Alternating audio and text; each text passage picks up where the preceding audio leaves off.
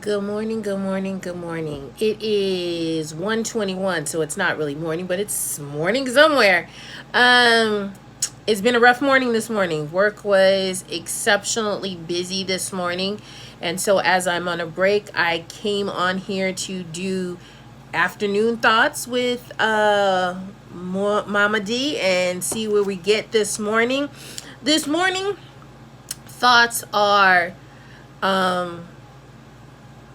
do you present, and I've repeatedly asked this on so many platforms, whether it be in ministry, whether it be on a social media platform, but my question still is the same. Do you genuinely present the authentic you?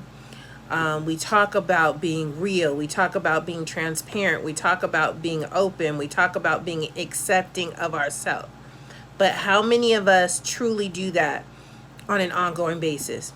I think I've said repeatedly, when I mention things about wellness and self-care, and they're things that you know God made us who we are, and when we tend to want or desire to change things, there's certain things that I'm like, okay, if I want to wear nails, and just FYI, this is the longest my nails have ever been that I can remember, period. These are my natural nails. I'm just like amazed at that, because I used to wear acrylic nails all the time before COVID. But if you want to wear nails, that's okay. If you want to wear braids, that's okay. I'm not saying that's okay or not okay, but what I'm saying is, do you authentically accept yourself, or do you have to measure up to something? I feel like we tend to, and I'm just going to put it in my words, every day we wake up in the morning, we want to measure ourselves against something or someone, whether it be our weight, whether it be how our hair looks, whether it how be our makeup looks, whether it be how our face looks, whether it be our eyewear, whether it be our clothing, whether it be our nails, our jewelry. We're always measuring up against something else or someone else. Why is that? Why do we tend to do that?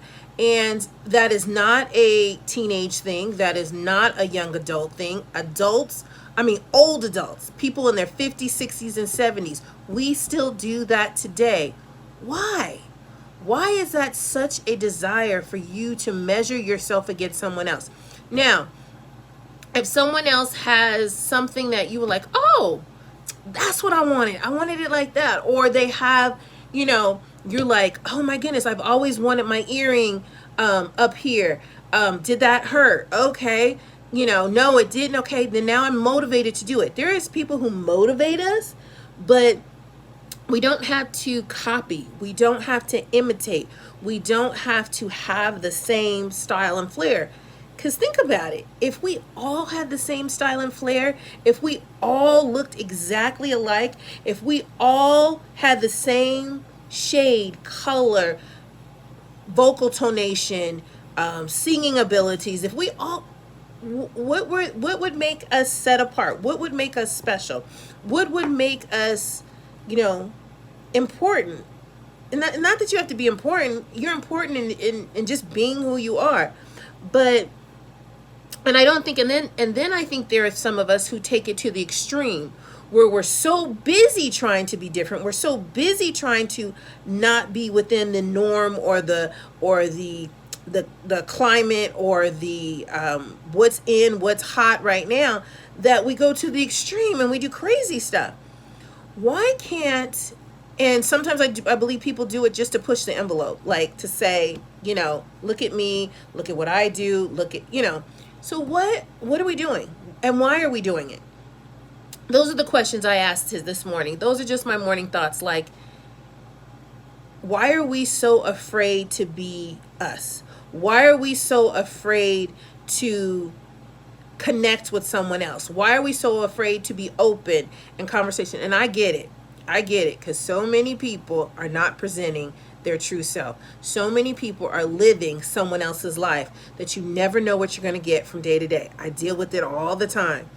But I'm saying, if we would actually put our words into action and take that into consideration, I think we could move into a state of realness, a state of authenticity, a state of transparency.